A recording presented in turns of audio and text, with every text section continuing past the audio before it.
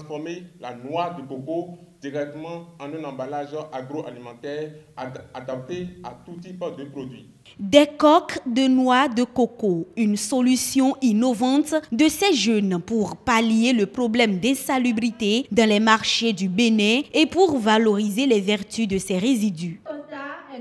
À côté, un autre groupe de jeunes. Ils proposent une confiserie à base de crème de coco et du miel. Leur offre la consommation des confiseries faites dans des conditions hygiéniques appropriées et sans sucre.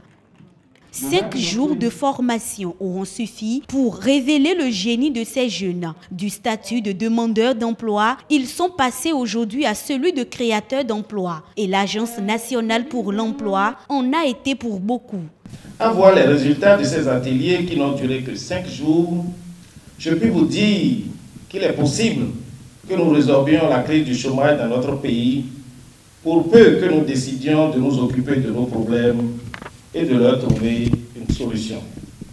C'est ce qui justifie d'ailleurs le thème de la quinzaine de cette année qui est la lutte contre le chômage, l'approche solution. Au total, 200 jeunes ont été formés et coachés dans le développement d'idées innovantes d'entrepreneuriat. 33 start-up en sont ressortis.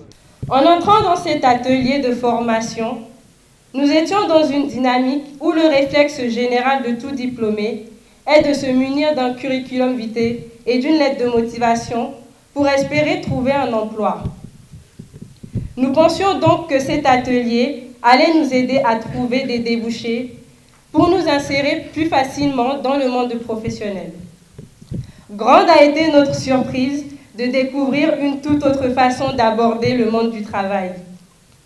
Nous avons compris que nous étions dans une dynamique révolue et qu'il était temps pour nous de rentrer dans la nouvelle économie, celle du savoir, de l'innovation et de la technologie. Par cet acte, le gouvernement entend ainsi rompre avec les anciens paradigmes de l'employabilité basés sur les diplômes, promouvant en lieu et place la compétence et le talent. Aujourd'hui, la contribution des start-up au développement économique n'est plus à démontrer puisqu'elles sont porteuses d'un fort potentiel de croissance.